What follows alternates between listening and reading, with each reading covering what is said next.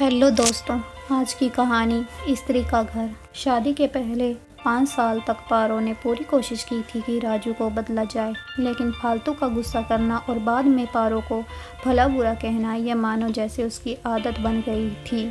कोई भी वाद विवाद होता तो राजू सीधा पारो को बोल देता, अगर मैं तुम्हें अच्छा नहीं लगता तो क्यों नहीं चली जाती अपने मायके, क्यों रहती हो मेरे साथ। इतना सब कुछ होने के बावजूद पारो राजू के साथ रहती थी, क्योंकि उसे अपनी बेटी की फिक्र थी।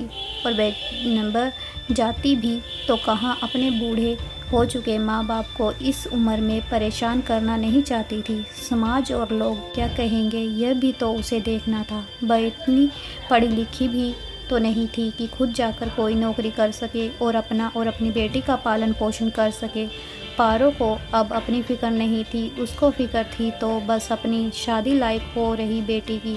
पारो नहीं चाहती थी कि पति पत्नी के झगड़े की वजह से आरती डिस्टर्ब हो। आरती की पढ़ाई पूरी हो चुकी थी, उसके लिए अब शादी के रिश्ते आने लगे थे।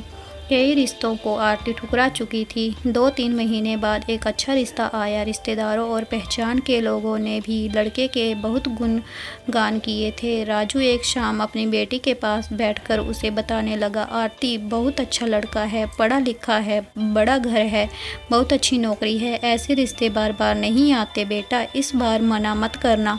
आरती अपने पिता से ज़्यादा बात नहीं करती थी, शायद डरती थी या शायद नफरत करती थी, लेकिन आज वो अपनी पूरी हिम्मत इकट्ठा कर बोली, मुझे अभी शादी नहीं करनी है पापा, मैं नौकरी करना चाहती हूँ, खुद अपने पैरों पर खड़ी होना चाहती हूँ।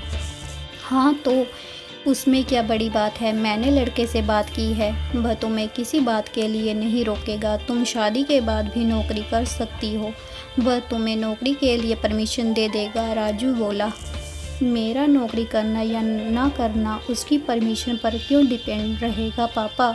आरती ने पूछा, मैं कह रहा हूँ ना, तुम्हें किसी भी चीज़ की कमी नहीं होगी वहाँ। ऐसे रिश्ते बार बार नहीं आते, इसे ठुकरा मत, बहुत खुश रहोगी तुम वहाँ। राजू बोला, पापा क्या मैं उतनी ही खुश रहूँगी जितनी मम्मी इस घर में खुश हैं। राजू ने गुस्सा करते हुए कहा, आज तुम्हारी जुबान कुछ ज़्यादा नहीं चल रही। राजू गुस्से से आंखें बड़ी करते हुए बोला,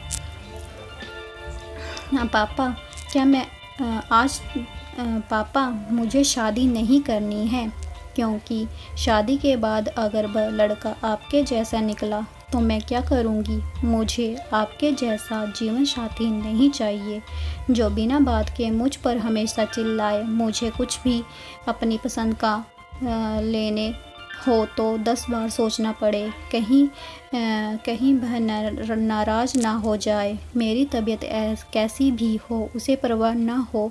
रोटी थोड़ी सी मोटी बन जाए तो घर सर पर उठा ले, उसकी चेक बुक ना मिले तो भी मेरा ही दोष निकाले और हर छोटी मोटी बात पर मुझे मायके जाने के लिए कहे। आरती ने अपना दिल खाली करते हुए पापा से सब कह दिया।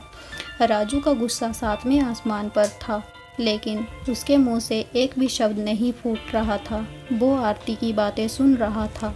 आरती उतना ही बोलकर चुप नहीं हुई। आज पहली बार वह अपने पापा के सामने इतना कुछ बोल रही थी।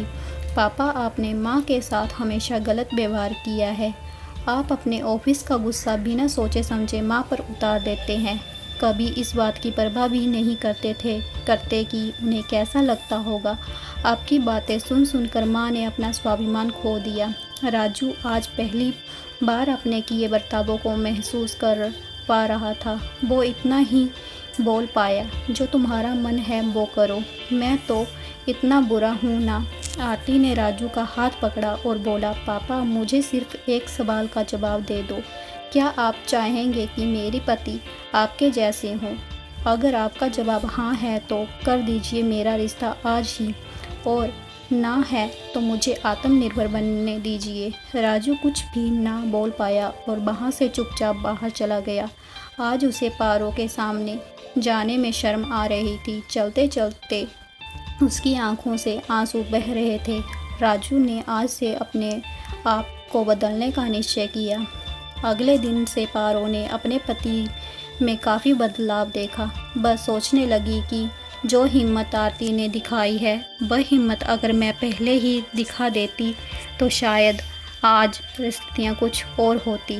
अब आरती पढ़ लिख कर अच्छी नौकरी करने लगी थी और 3 साल बाद उसके लिए एक अच्छा रिश्ता आया और उसकी विदाई पर राजू बोला, तू हमेशा खुश रहेगी क्योंकि तेरा पति तेरे बाप जैसा नहीं है। राजू की यह बात सुनकर पारो और आरती की आंखों से आंसू बहने लगे।